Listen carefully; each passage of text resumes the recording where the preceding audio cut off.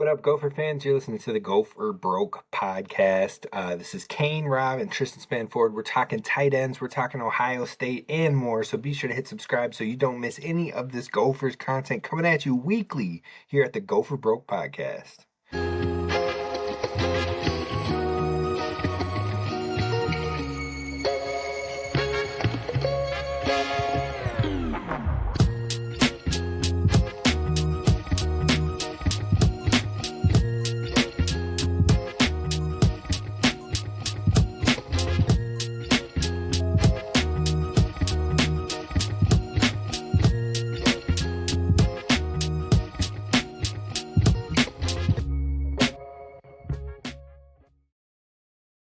You're listening to the Gopher Broke podcast with Kane, Rob, and Tristyn Spann-Ford coming at you once a week talking Gophers football. We're getting closer to the season, but not too close. We still got the summer to enjoy, and we still got some group breakdowns and opponent breakdowns to do. So be sure to hit subscribe over on YouTube or wherever you get your podcast, Spotify, Apple Pods, iTunes. Hit subscribe, leave a 5-star review, help others find the show. We got to get this thing built up before the season because that's when people are going to want to really get in there like swimwear. But before we get after it, Tristyn, I got to ask you, like I do every week, do you have any gripes for me? Oh, I have a doozy. I got a doozy this week. So, Okay. as the people know, I have humans. I have kids. So I get in the car, and my 5-year-old says, "Oh, what up, Dad? What up, my Sigma boy?" And I said, "What?" And I said, "What up, my Sigma boy?" And I looked at my 12-year-old who was in the passenger seat, and I was like, "Tell me I don't have to knock this boy's head off." And he looks at me and goes, "No, Dad, it's not a bad thing. It's not a bad thing." And I was like, where are you hearing this? What is this phrase? What does it mean? How does he know it's not a bad thing? So I Google it. Seems fairly harmless. Seems like it literally means nothing. Means a nice, well-behaved guy, something like that. But we are getting so old that Yeah, bro, I I'm was at just about to say, this I'm is at the like your point. sign that you're old. Yeah, I'm losing lingo. Like I don't know how to talk. Like I don't understand these kids. And it made me so mad. I thought I was gonna have to ground him. I wanted to ground him for no reason. I just wanted to be like, well, you're in trouble. I don't care what it Just means. on principle. You just Talk to me on like that principle. again, and I'm gonna knock your Yeah. head off. I literally was like, this is crazy. It was a real realization, and I just don't know. I don't know where I go from here. I can't talk to the youths anymore. You get your cane ready because you're getting older, and you wag your finger at the air and yell at the air because that's what we do when we're old now. At least he didn't say what's up my beta boy because that probably would have been way Is that worse. worse? Is that Yeah. I wouldn't even know. That's the problem. Don't know. Oh, I feel you. I feel you. No, my child can't really say words besides mama, dad, dad, up, and more and stuff like that. So we're good right now. I You're don't got to living the worry about dream. that, but I feel for you. I feel for you. You're living the dream. I got a different gripe though. We're gonna get all the gripes out today. I love that. We I got love a that. train on This is today's actually show. people tune in for the Gophers, but this is just a therapy session for us. We just need to get it off our chest a little bit. All right, but this gripe is on myself. I'm gonna put that out there first, so anybody's like, it's your own fault. I know it is. Okay, but your boy was one of those folks that was like, oh, the real ID, like, yeah, it's coming, right? It's coming. They keep on pushing the date out. They keep on pushing the date out. So I was like, oh, we're good. I don't got to worry about that. No, no. It turns out you did need to worry about that. And I applied for it on May 1st because I knew I had a work conference starting later this week that I needed to fly to in St. Louis. And so I was like, yo, that's like 2 months. We're good. Bro, I went and looked at the website. They just started processing applications from April 3rd. So, safe to say your boy does not have his real ID. Now, look, you could bring your passport. Guess what? Mine expired recently and didn't notice that until Oh, now. So, your boy is about to go and drive to St. Louis because there is no way to get on that airplane in a legal fashion right now. So, it's my own fault. I acknowledge it. Yes, I understand. but it's stupid. How come we are in the 2025 year and we can't just print these IDs out on the spot? You know, there's states that can do that, right? But not Minnesota. We're still back in the 1980s. You gotta wait 2 to 3 weeks. But now that you got these extra verification layers, you gotta wait like 3 months. I'm livid. I'm livid. Brother, we are two peas in a pod. I just went through this same thing last month. We went to Texas and I renewed. My birthday was in February. I just renewed it. I talked to the lady at the DMV. She was like, "Do you want to do a standard or the real ID?" I was like, "Do I really need the real ID?" I didn't even know. I've heard of it for 20 years. They've been rolling this thing Right, out. right. And so I was like, "Do I need it?" And she's like, "Oh, not really." So I was like, "Okay, bet." So now here I am. I have a brand new ID. Luckily, I had just renewed my passport, so I had it still.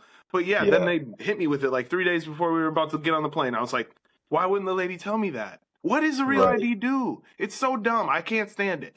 I don't want to pay You for know, Premium Plus. That's what we're doing. It's a subscription. We paying for I no feel ads with the ID. no ads with the IDs that we don't get ads on. It's And while crazy. you're at it, you want to donate? Do you want to do this? Like, there's too many questions with these IDs nowadays. Like, let me just print off my photo ID so I can drive, and now so I can apparently get on a plane. Like, we're doing too much. Let's just get past it all. But we're gonna have it in time for September for a wedding and another conference that I have to go to. But then I was like, wait, my wife also didn't have it. So I was like, you need to get it now. So hopefully it's here by September. But we're also both going to get our passports renewed, which apparently is only taking like 2 weeks. So I was like, okay. But that one was not in time for this conference coming up. So 9 hour drive coming in hot Mm. tomorrow. It's going to be fun. Are you doing it solo too? Yep. Solo dolo. Oh, dog, you gotta get a playlist or something. Oh, trust me, I have saved so many like YouTube first take, different like NFL Today Yeah, there you go. videos that are like 40 minutes, and I'm just like set the playlist, hit play, and it'll be like I'm listening to the television all the way there. That's the way to go. That's the way to go. Dang. Yep, yep. So good stuff. All right, we're gonna pivot now. We're going to our classic chat GT.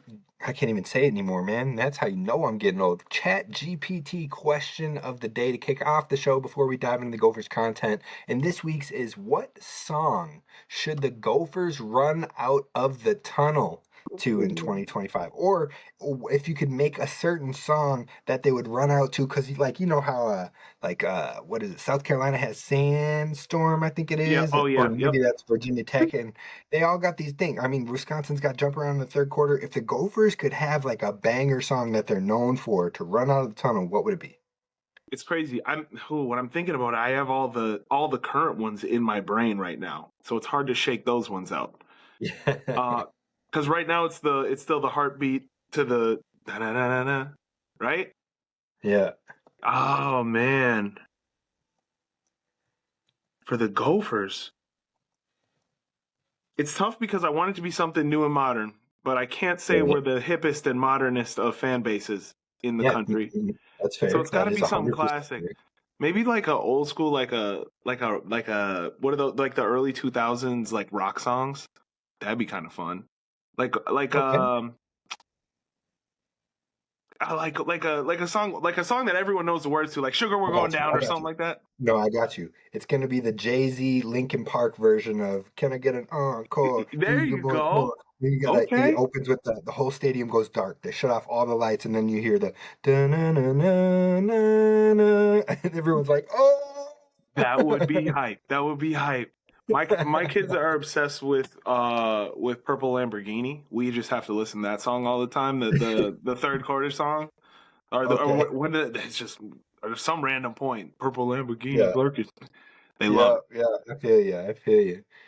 But yes, our Numb Encore, that's what we're going to say. That's There we going to be go. the banger. And I'm sure that today's generation is going to be like, y'all are old. That's a stupid song. Like, It's what? a But you great can't hate song.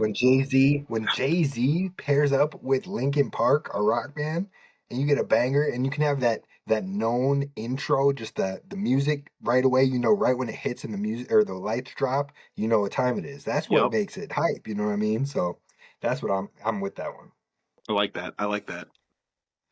All right, let's dive in. It's time to talk some tight ends. And I am talking about the football position. Just want to clarify, make sure everybody knows we are talking about football.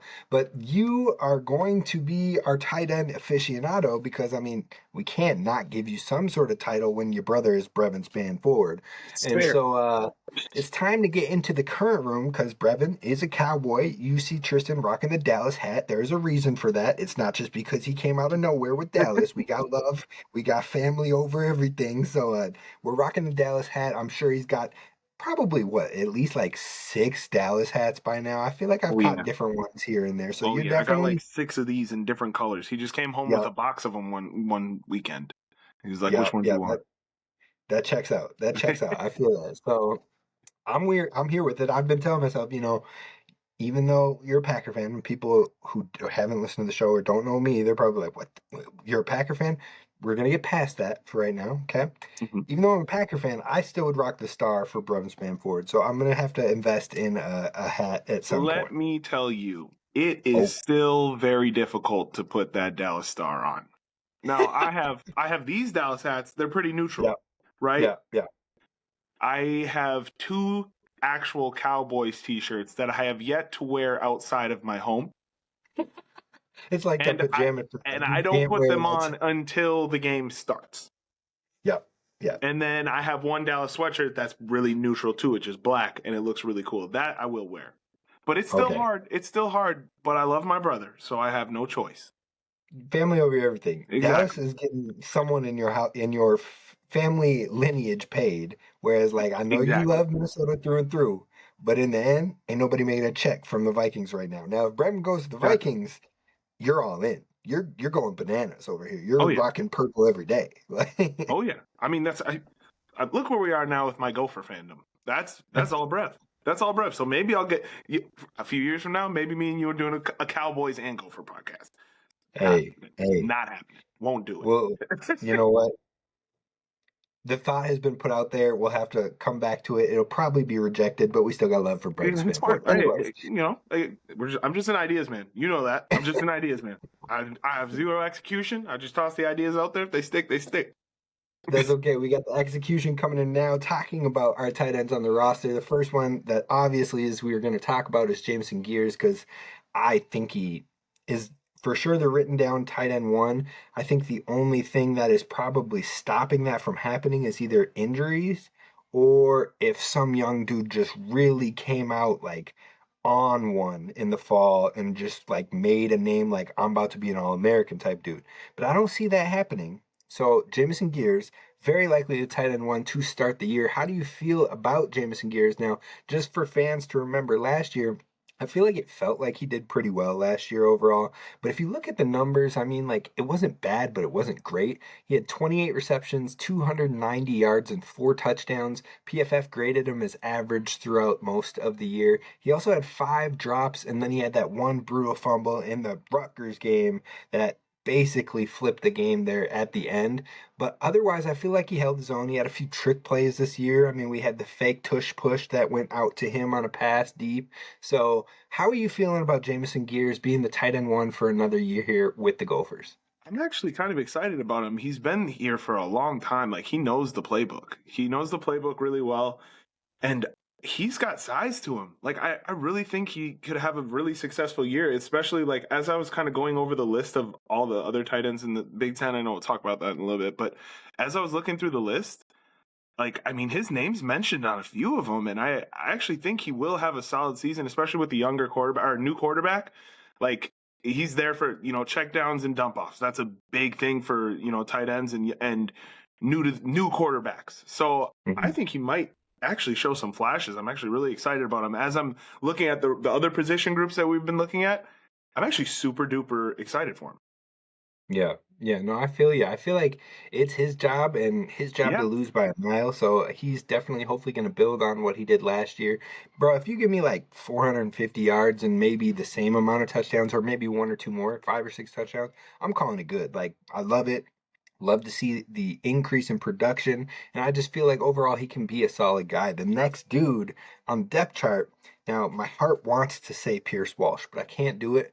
I'm going to say it's the transfer coming in Drew Bibber. I did learn how to pronounce his name. I told you once you Bibber? were on the roster and we were getting through it all that I would learn how to say it. It is Drew Bibber, officially. I heard it from the man himself. So, Drew Bibber, 4 years at Purdue, not a ton of production there, 135 total receiving yards in his career, one touchdown. He has solid size, 6'4, 245. I think he's going to be the tight end too. I think he's going to be more in that caliber role. But when we talk about Caleb, I feel like heading into last season, we had talked about like, oh, he's going to be the blocking tight end. He's not really going to get any passes or anything like that. But I think Caleb showed like he could catch some balls here and there too over the last couple of years. And I think that's what Bibber is going to be for this team. So I think he will be more of the blocking tight end, but he can have spurts where he has some grabs. And he had a nice one-handed grab in spring that the Gophers made sure to put on their social channels.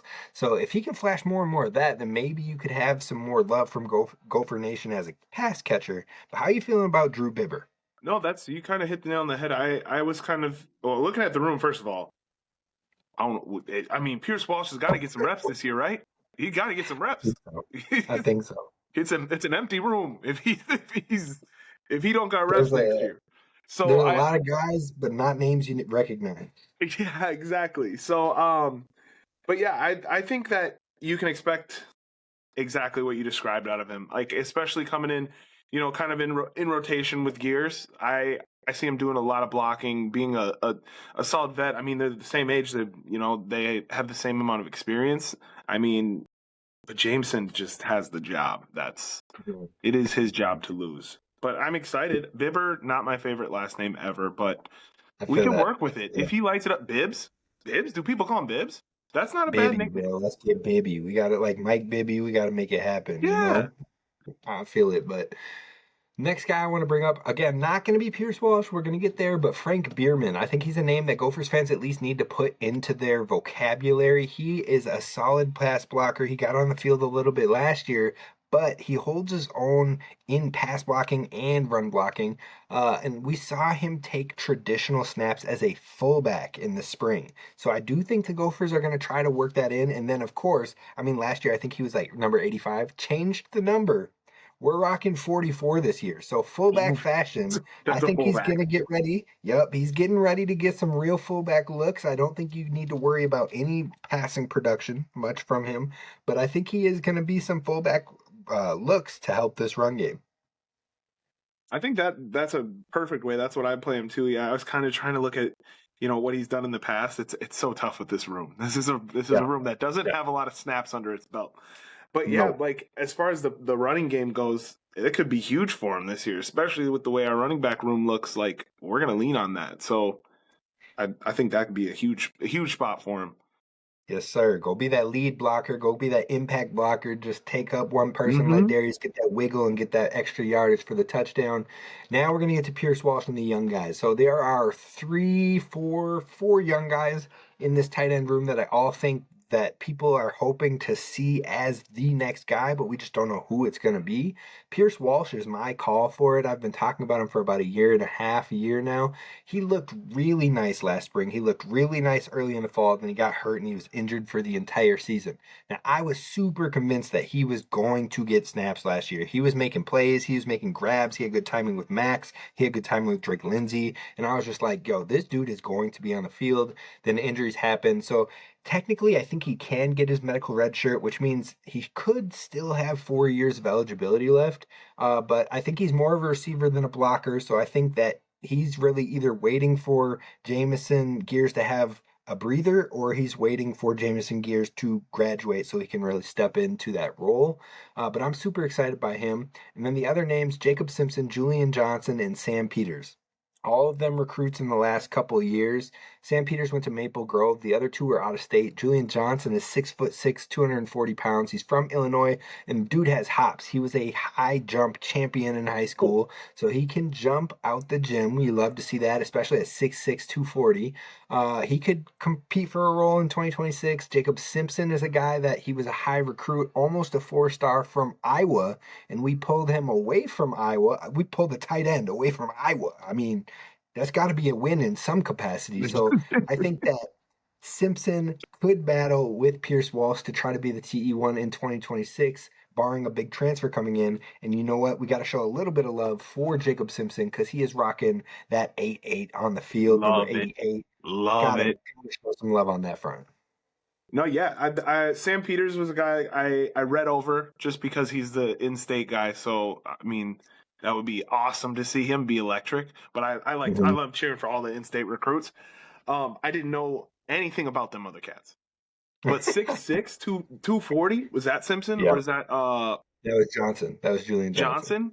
If he's Yeah, 6'6", 240 already, like that boy, by the time he is on the field, we could be looking at 6'7", 6'8", 260. right. That's a big boy. Right. You grow a little bit, you hit that second growth spurt that some do here in college. And that could be nice. Now he's had a year in the program. He redshirted last year, so hopefully he's getting a little stronger, putting a little of Yeah. that healthy weight on so he can pick up in the blocking area. But I do think, I mean, I feel bad because I've kind of slightly started to write Sam Peters off. Now I could be completely wrong there. But I look at a Jacob Simpson, I look at a Pierce Walsh, and I look at a Julian Johnson. I'm like, all three of those dudes have some like high upside. I'm like, who's going to take it of the three starting in 2026? So we'll see what happens there. And then the final name in the tight end room is Jack Desano. He has 2 years left. He is a guy, I believe he was a walk on, and he hasn't really been given an opportunity. I don't really see much of an opportunity down the line, more of a depth guy, but I think he is more of that kind of Bierman type where he could be an H-back, he could be a fullback, he could be more of a blocker. So it's a name to at least know he's on the roster, he's in the tight end room, but I don't have him in any of my projections for being an impact player in the next 2 years that he has left. And that's tough because he's got the best name in the whole room. Desano, that's a good name. That's cool. That is a good name. But how are we feeling for 2025? I want to know any predictions that you have with the tight ends this year. Um, I think I think with the younger quarterback, the more I think about it, I think we do see. I think we definitely see more production out of Jameson. I mean, obviously he's going to see the field a lot more than he did last year, but I think he might be a dude. I wouldn't be surprised if, like, at the end of the season, we're talking like, he's one of the better tight ends in the Big Ten. I don't know why I feel that way, but he's been in the program for a minute, and it's kind of a prime spot for him with the young quarterback. So I don't see why he has the opportunity. So that's my little hot take. Hot take. We're No. talking top 5 tight ends in the Big Ten. Ooh. Ooh, I can't get Top there with you. 5. I'm gonna temper your expectations, Top because I think you're right with the quarterback being younger that and you can have more checkdowns and things like that. But I think those checkdowns are going to Darius Taylor. I don't think that Jamison Gears might see a little bit of an uptick, but I think that the biggest uptick is going to come from those running backs and really getting that dual threat out of them. And then also we've talked about how deep the wide receiver room is, so like how many times are we going to have 3, 4 wide receivers on the field? So I think that they're going to get creative in different ways. So I think Jameson Gears is set to have some improvements, but I don't know if I can get with you on drastically skyrocketing into top 5 territory. If there's one thing I know about the Golden Gopher football program, Kane, it's that we use our tight ends. Okay, That's fair. That's fair. we never But have we I use ever them seen an unused tight end. a lot to block too. Yeah, Let's clarify. unfortunately, that's what they're doing. Oh, For predictions for myself, I said that Walsh will get some run with the ones in 2026. I'm starting to doubt that a little bit more, but we'll see what happens. I feel like you got to get some of these young guys on the field before we start losing them out of the transfer portal, like we talked about with the wide yeah. receivers. Bierman's going to play some fullback. I'm excited for that. And then I think over this year, 4 tight ends actually get snaps: Gears, Bibber, Bierman, and Walsh. I think those 4 are going to be the ones to actually see snaps on the field. That being said, Gears, Bibber, and Bierman are all out of eligibility after this year. So we need to see some of these young guys take some sort of step because otherwise we're playing this whole game every year of, yep, we're running it back, and we have a couple guys returning and a ton of new names that we don't know what they do. Like, We'll just get two new senior transfers that'll have 1 year yep, of eligibility again, and we'll just keep yep. running through that cycle. Oh, and then if you do that, then you're going to start losing the interest of these Yep. recruits because it's not as much of a development program, and it's more so we just need guys to fill the just spots. we just Are gotta you a plug a guy transfer? in. Are you productive? You coming from the G5 with 800 yards? Come on over. Like, we got to find a balance. Got to find a balance. But I do. I love the idea of Bierman playing fullback. That has got me yes, very excited. and he's rocking 44. That's all-time I'm with fullback. it. That's literally the best fullback number ever exists. I'm with it. I'm with it 100%. As far as sleepers or breakouts go, I don't have any. Do you have any sleepers or breakouts for this season? No, I just had Gears as a breakout. I mean, but I don't have any necessarily sleeper. This is a Gears, tough not room. Gears. Walsh is my guy. I've been saying that for years, but I just don't know if he's going to get the opportunity this year. But that being said, I'm putting the stamp that he'll be TE1 next year. Pierce Boom. Walsh. All right. Other players in the Big Ten that you're interested in at the tight end position. Any dogs out there that you're like, bro, I just got respect for the tight end game. The Big Ten has some tight ends. Who are you feeling? Max Clare is just Mm-hmm. transferred to Ohio State, but I think that's Mm-hmm. that's an easy one to say. Pause. Oh, Talk about a hell of an upgrade going from Purdue at 1-11 to Ohio State defending national champion. Like, good on you. yeah, Good on you. Feel for you. Hell of an upgrade. Hit the that is lottery. all time. Congratulations. That is Right? an all-time upgrade. Man. Otherwise, I had Jack Velling, Michigan State, had a Mm-hmm. decent year last year. Take a step this year. Um, Again, I didn't watch a ton of Michigan State football, but he's You another didn't guy miss. that I was just kind of reading about. He had a decent year last year. He could potentially, take another step this year. Would be very good for him. But yeah, Max Clare is the only one I was really. Oh, Jamari Johnson played at Louisville, Okay. transferred to Oregon. I think he'll probably be a second string tight end because they have another Mm-hmm. tight end that was there Mm-hmm. last year. But Mm-hmm. I did watch him a tiny bit. I watched a little bit of his highlights. He looked good. That's the Okay. extent of my Around the Big Ten. That was Around the Big Ten with Tristyn. Hey, I love it. I love it. That should be an a weekly segment around the Big around, Ten with Tristan Spann-Ford. around the Big Ten. I did my top for this conference when it comes to the tight ends, and instead of doing 10, I did 5. I was like, we're not diving that deep on tight ends. Like, It's I got hard. love for There's a tight lot ends. of it's transfers, guys in new Right. spot. Like I think the tight end is a pretty volatile position. Like Yes. And it usually takes like 2 to 3 years for guys to develop and be good at tight yeah, end. So it's like I'm not diving into the top 10 tight ends. But we'll do top 5 tight ends this week. We will do top 10 offensive line units next week. So I'm not doing individual offensive linemen because we what be here I'm for not gonna, I'm not brother. gonna go and I stare have at 5 tape and be names like, written down. That's right. it. Well, go stare at some tape and be like, oh, you know what? That dude gets out and his kick slides real quick. We're gonna put him in the top 5. Like, no, we're gonna talk Running about highlights, units. offensive lineman highlights. Bro, some people are grimy like that, and I'm more power to you. Yeah, I'm not that type. I'm not the one who's going to be doing that, but I respect you for the grind. absolutely. Um, so diving into my top 5, I'm gonna go 5-1 since I only got 5. Number 5, gross. I'm going with Wisconsin. Tanner Koziol. He's a transfer from Ball State. I know I didn't want to do it, but look, dude, Ooh. he's a transfer from Ball State, so we'll see if he can actually hang with the big boys in the Big Ten. But he had 839 yards and 8 touchdowns on 94 receptions last year for Ball State. Like he was their dude. Mm-hmm. So I was like, you know what? If you can translate, then you might be a dog. So I'm gonna put him at 5. Couldn't leave him out. Number 4, I had Jack Velling, who you mentioned, Michigan State. Last year, he slightly disappointed because the year prior, he was at Oregon State, which means he was with the new Michigan State head coach. He was with him at Oregon State, and he was with his quarterback, Aiden Childs, who came from Oregon State to Michigan State. So I was like, oh, he's about to ball. Like, he's still got the same coach. He knows the system more than everybody else. He's got the same QB. Like, he's going to go nuts. And he had, like, the same numbers yardage wise. I think he went from, like, 428 to 411.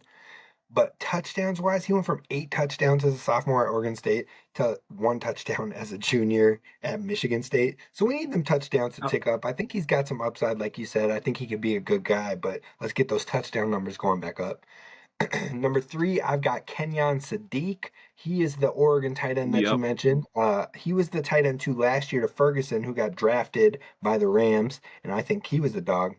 But Kenyon Sadiq, as the tight end 2 last year, still had 308 yards, 2 touchdowns, and I think that's going to grow from last year to this year. So I think he will be in that top 5 for sure.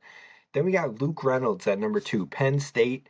He was a 5-star freshman last year in the class of 2024. And I was like, okay, well, you know, freshman, it takes a little bit to get into the tight end as a Big Ten player to actually get some reps on the field and things like that. No, bro said, I'm a true freshman. Hold my beer. I'm gonna go ahead and get 9 receptions, Watched which it. are like okay, whatever, 9 receptions.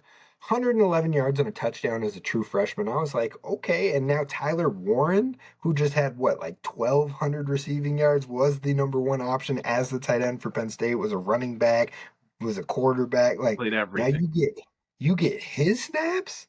Yeah, bro's gonna be a top three He tight should, end easy. every time he touched the Easy. ball, 13 yards. That's crazy. For real. He was the 29th overall recruit in the class of 2024, 5-star guy. I was like, you're top 30 as a tight end. Like, respect, What a respect. spot to He's be. going to be a dog. Yeah. Luke Reynolds. Remember that name. And then number one, I've got Max Clare. Like I said, massive upgrade. He had 685 yards and 4 touchdowns at Purdue. And now he goes to Ohio State, who likes to throw the ball, and he's probably the target number two or three for that team. If he can be the third target, that means he's going to be cooking because Jeremiah Smith is going to draw double coverage. Then Carnell Tate is probably going to get some big coverage. Mylan Graham is still over there. Max Clare is going to be like, this is the most open I've been in my entire life. Oh my. Feed me the rock. Like that's insane. That going from he to be fair, Purdue's a basketball school, but that is a huge upgrade. That's insane. Like he's going to be even like you got to think facility wise. Oh my Like God. that's nuts. He probably used to walk into the basketball facilities at Purdue like, damn, I wish I could have this. Wow. And then he walked into Ohio State and he was like, bro, where do I sign? Sign me up right Yeah. now. Where am I going? That's my locker. All right, we good. We good. Coach, where do I sign? You offered the scholarship, right? You can't take that back. That's what Max Clare was Yep. saying. Put right away. Right away. All right, so speaking of Max Clare, we're going to shift it to our final topic of the day, and that is our next opponent in the breakdowns. Last week we talked about Rutgers. Now we're moving on to the Ohio State Buckeyes, defending national champions, and the Gophers have to go to Columbus to play them. I think this is going to be a tough. We're going to have a super low chance to win this game, uh, but I think there could be some upside. I want to hear what you're thinking heading into this matchup before I dive deep. Look, I reserve all rights to get illogical when this game is closer. But looking at it right now, things aren't looking good for the Gophs. It's not looking great. I do think. I think we hold them. We hold them in the first quarter. We'll always have the first quarter. That's where I'm at right now. Is it because we run the clock out in the first quarter? We like Mm-hmm. take an 8-minute Ball drive. control. Ball control That works way, great in the first quarter. that way, when it's like 7-0 in favor of Ohio State, we're like, hey, it was a 1 touchdown game in the first who quarter. does Ohio State play before us? Washington, which And is also a good school. who do they have after us? That's a good question. I wasn't prepared for that one. Hold I'm on, I sorry. got I'm you. sorry. I'm just You're good. thinking if they have a really, really good opponent after us, maybe they overlook us. That's a nice little overlook spot. Illinois. So it's Mm, not like a really, really good no, opponent, but it's like a respectable no, opponent. I think. they're gonna be stacking up some wins. They're gonna be stacking Yeah, up some wins. So yeah. talk to me. Let's just Talk to me the week of the game, and look. you'll get a Tristyn lot said more the Gophers. optimism out of me. Tristan said the Gophers are going to be 10-2. This is just one of the two. Yeah, Okay, like this is the I only do time you have get a this negative. I do have this chalked up as a loss. So Now, when we do predictions in the end of September, the boy is going to say Gophers by 1 or something like that. Get I ready. want Get ready. this year. I want myself because we're doing the competition again, right? Yeah, yeah, yeah. I want to be realistic this year. I want to try so hard to Oh, be realistic, and I tell I gotta myself that clip every this, year. But then we start to talk about the game, and I'm like, oh my gosh, we can win this. We can do this. bro. I'm gonna clip that and turn it into a button for the show, so that way every time you're like Gophers win versus Ohio State by a touchdown, I'm gonna hit the button. It's just gonna go. I want to be realistic with myself this year. I want to be realistic, but it's just not fun to be realistic. Oh, I feel you, man. I have the Gophers very likely losing this, but I don't have it as an impossibility. The Gophers hopefully will be 4-0 at this point. They will have beaten Buffalo. Yep. They will have Talk to me. beaten Northwestern State. They will have beaten Cal, and then they will have beaten Rutgers. We make that, we go 4-0, we're feeling good, we're feeling juiced, we're feeling like, yo, we're on natty track too, so it doesn't matter, we're going into Columbus to make some noise. So if you go in there and you play with a chip on your shoulder, you play with some extra swagger, you take some risks, some shots, and what have you, that's how you try to pull up an upset. Now, I haven't seen the Gophers do that too much in my time of covering the Gophers, but Nope. there's always possibility. So that is one way that maybe the Gophers can put in their 2 cents. But overall, you've got Ohio State returning two of their top three receivers. And oh, yeah, the number one is the number one player in the entire country who had 1,300 yards, more yards in his true freshman season than Marvin Harrison Jr. had in either one of his 2 seasons as a starter. And then on top of that, you've got three of their starting offensive linemen coming back. They've got Phillip Daniels, who could be their starting right tackle, who we know is a good player at this level. And then on top of that, they have a 5-star quarterback who is top 20 player in the 2024 freshman class. And he, on three, had him as the number one quarterback and the number 8 player in the country. I think he's going to be an upgrade over Will Howard, and they just won a championship with Will Howard. So it's tough to think about. The plus side is their defense. Their defense has Caleb Downs coming back. He's supposedly the best defender in the country. So they have the best offensive player in the country. They've Okay. got the best Okay. defensive player in the country. It's Okay. looking bleak. But they have lost a ton of starters on the defense. They return Aha. a lot of players who have played in the rotation on defense, so they're not foreign. They played in like 20 snaps, 30 snaps a game for the defense, but they weren't the starters. So they are now stepping into starting roles. So they probably won't have as much of a drop off, but maybe they won't have as much top end on the defense where you have your stud players that all went to the NFL. Maybe they don't have as many of those guys step up this upcoming season. So maybe there could be a spot to try and expose them on defense, but probably not. So overall, I don't think, like you said, Minnesota's not going, What? or Ohio State's not going to be sleeping on Minnesota because they're going to have played Washington the week before and Illinois the week after. So it's like they're all kind of the same quality opponents right there, and it's going to be fights that Ohio State knows they can win, and they don't have to worry about a big one like Michigan or Penn State or something the week after. Uh, and there could be the potential that they are angry in this matchup because week one, Ohio State plays Texas. So if week one, Ohio State loses to Texas Mhm. somehow, they're going to be on a mission to murder everybody in the next 5, 6 weeks until they get to Penn State. So let's hope that they beat Texas and maybe they lay off the gas a little bit on that one. But Ohio State is nasty, dude. Like they're good. I'm not even gonna lie to you. Like I hope they suck So, because they stole Philip Daniels, but all that being said, you're saying there's still a chance. I'm gonna give us a 2% chance. So you're saying there's a chance. I'm just saying. Just saying. Any given Saturday. Any given Saturday. All right, the real question is what would Minnesota need to actually be able to pull off the win? I have my answer, but I want to know your answer first. We would have to What play would a Minnesota need? perfect football game. 0 turnovers. We would have to get a stop on every single defensive stand. Keep the ball out of their hands as much as possible. We would have to score more points than the other team. Uh, I I have don't one know. I thing don't know that how. Minnesota needs. I have one thing that Minnesota needs. They need injuries, bro. Like they need somehow, some way. Ohio State has a couple key injuries, and I don't wish that on any college kids because they're out here trying to make their dreams come true. But that's what Minnesota needs. You know how many injuries we would need? We need a At Leon least three. Marshall At situation least before. three. At least three, maybe four. And I'm talking key positions. We just said they have the best offensive player in the country. That needs to be one of the three. They have the best defensive player in the country. That needs to be one of the three. And then they have a 5-star quarterback. That needs to be one of the three. Those we three, need a we might have a we shot. need a locker room wide mono breakout. Bro, those players go down, and I'll move our percent chance from a 2% to like a 45%. I knew it was It's still under. It's still not under. enough. 45 might have been generous on that front. And maybe it was like 30. Oh my god, it's gonna be a battle. It's gonna be a battle, but hey, bigger upsets have happened.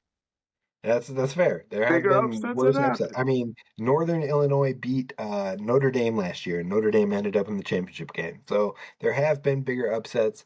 Hopefully, the Gophers can pull that one off. Regardless, it will be good to see the Gophers go up against some big competition, and hopefully, at least keep it close. If you keep it close and you keep it respectable, that can play in your favor in the long scheme. Because if we do end up 10-2, and they're like, oh my God, they played Ohio State and they only lost by one score, or they lost by 10 or something like that, and then they go on to go 10-2, that's where you're starting to say, well, maybe they could be a playoff team. If they've won 10 games and their only losses are to Oregon and Ohio State, and the Ohio State game, they were in a single score, that's when you start building a resume for yourself. Now, if you go and get blown out by 40, that's when people are like looking at you like they kind of did in Yeah. Indiana last year. Now, Indiana still got in, but people were starting to question Indiana, who had one loss last year. They had one before the Yep. playoffs, and people were like, should we put them in because Ohio State just took them apart? So you got to keep it close. You have to keep it We close as physically possible. just ball management. We just gotta keep the ball in our hands, and we can win. We're talking 3-yard plays every single time we touch the ball. 3-yard plays. We don't need no big shots downfield. 3-yard That run, means you have 3-yard to. run, 3-yard one, all the way down the field. That means you have to go for it on fourth every time, though, Every because time. it would be fourth But and if we can guarantee 3 yards, we're fine. We can go for it on fourth down if we can guarantee 3. one. That's what I'm saying. It's a good thing Tristyn is not coaching our Minnesota Golden Gophers, Oh because we man, might it would have some be a spreaders train on that wreck. one. It'd be a train wreck. It'd be out of there. Historically fast firing. Hey, that could be nice though. You could be record setting. You could be the fastest coach fired in Minnesota It Gophers would be so. I'd be a big gimmicks coach. Like, you and you get a still lot of get weird paid. stories coming out of the locker room. Like, coach took, like, what's his name? Took all the chairs out of the locker room because we weren't worthy of the chairs. Those would be my types of story. And you still get paid. Like you signed the Yeah. contract, you get that Hey, full contract. They got to buy you out. So that's what I'm take the saying. fire. That's what I'm saying. I'll sit at home for a couple mil because you wanted to fire me. I'm cool on it. It's Like, that easy. It's that easy. College football coaching is easy. all right, we're gonna wrap this show up with one final Chat GPT question. I'm gonna ask you if you could bring back any former Gopher for one game in 2025. What game is it gonna be, and which Gopher are you choosing? Any former Gopher. Oof. It's easy. Mo Ibrahim for Ohio State. Because he was Ooh, about to cut them cats up. he was cutting them up too until he got That hurt. was But when he went out, he had already like 100 and some we, yards. He was tearing it we up. felt like we were winning that game. As long as Mo was in the game, we were winning that game. And then Mo went down, and it was like, He deserves there that goes. redemption. He deserves Yeah, that redemption. I like that one. I like that one a lot. I am going to say It's kind of tough when you think about it. There's a lot of it guys. is. It is tough. I'm gonna say one for one re. Yep, we'll do that. I'm gonna say Daniel Jackson. I'm gonna bring him back for one game, and I'm gonna bring him back for the Wisconsin game because we got to keep the X here as long as possible. But the reason I'm going to bring Daniel Jackson back is because he's like right on the verge of being into the top 3 in some categories instead of top 4. You give him one more game, and I think he's putting his name Yeah. even further into the record books. So I would say that. I think that was just kind of a cop out. I was going to say like somebody else, maybe like a Tony Dungy or Bruce Smith, our Heisman winner, like Bronco Nagurski. Let's get him I was back gonna in say Bronco. I was gonna say Bronco, but he has to come back as like an old dude. Like I want him when I picture him, like I want him to be like not super old, but like a 50-year-old burly man just to run through some cats. He would still instill fear. Yeah, He and he still couldn't wear would. a You know helmet. it. You can't With a wear a name helmet either. He doesn't get to with a wear a name helmet. like that, you know he would instill fear. He'd give you Yeah, that look even at like 40, and you're like, bro, I'm not running that way. Nope, no way. right. That's what I'm saying. That's what I think that would be so sweet. Nope, I take it back. I'm not saying Daniel Jackson. I'm not saying Daniel Jackson. Sorry, rewind the whole thing, run it back. I am saying Antoine Winfield Jr. because a safety pairing of Winfield and Coy Parrish for Oh, one game. Put it in the books, folks. Put it in that's the a no books. fly zone. That's a no fly No zone. fly zone. Shut down. And we got our boy Zaquan out there. Oh, Where are you shut gonna down. put it? You have to run. You gonna have to run against us. You're going to have to run every time. Hope for that 3 yards, 3 yards, 3 yards. You're gonna have to run and hope we don't send Coy on a blitz. For real. For real. All right, that's going to do it for us here at the Gopher Broke podcast. Next week, we'll talk offensive line. We will also talk the Gophers' next opponent, who we've mentioned a couple times here, the Purdue Boilermakers. This better be a dub, folks, but we're going to dive We into the new talk head so much coach. shit about Purdue. We have to So win. much. We have to win this game. So much. We But put we're out going to some talk bulletin about. board material. We're going to talk about them and their new coach. I think they have a new quarterback. It's going to be weird. We're going to dive into some Purdue talk. It won't be fun, but we're going to do it just for you. And then we're going to talk about the offensive line, the big sexies. That's what we like to call them over Yeah. here at the Go for Broke podcast. We'll see you then. Be sure to hit subscribe over on YouTube or wherever you get your podcasts. And we will see you next week. Until then, row the boat, Sky, you might go Gophers as always. And please don't forget to hit subscribe.